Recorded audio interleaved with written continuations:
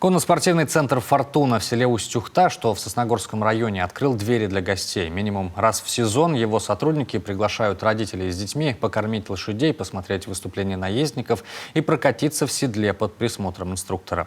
Ну а ребята, в свою очередь, стараются привезти скакунам лакомства. Любовь Лапина о том, как общение с животными делает нас добрее.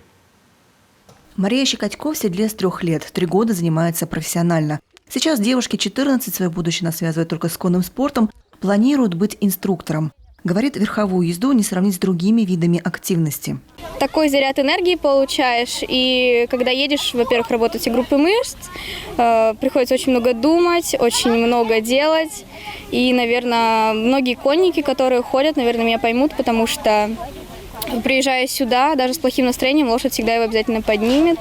Вроде бы животное, а с другой стороны очень хорошо влияет на человека. Всего в спортивной секции центра занимаются около 20 человек, от 7 лет до 40.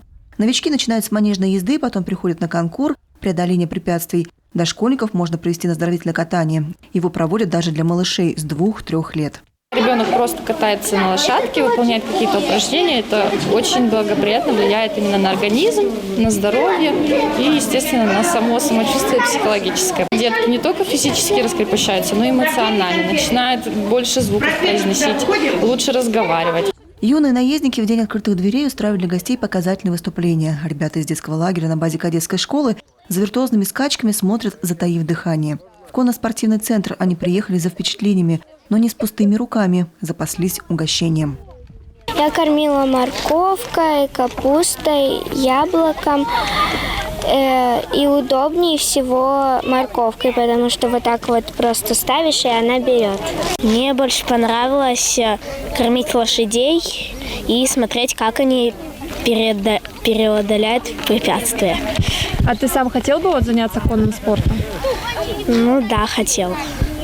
Но только не очень сильно, потому что это очень опасно. В центре содержат больше 15 лошадей разных пород. Больше всего рысаков, есть спортивные помеси, пони. На базе «Фортуны» регулярно проводят республиканские соревнования и самые разные мероприятия. Будет скоро в июне акция «Вкусняшка для коняшки». Люди приходят, приносят яблочки, морковку лошадкам, мы за это их бесплатно покатаем. Показательные выступления, соревнования, экскурсии к нам сейчас. В завершении дня открытых дверей юных гостей катают на лошадях. Дети под впечатлением и присмотром опытных тренеров. Начинающим наездникам ничего не грозит. А общение с такими удивительными животными, как лошади, идет только на пользу. Ведь неспроста есть такой термин, как иппотерапия. Это лечение различных болезней с помощью верховой езды. Любовь Лапина, Полина Быстракова, Евгений Юрин, телеканал Юрган, Усть-Ухта.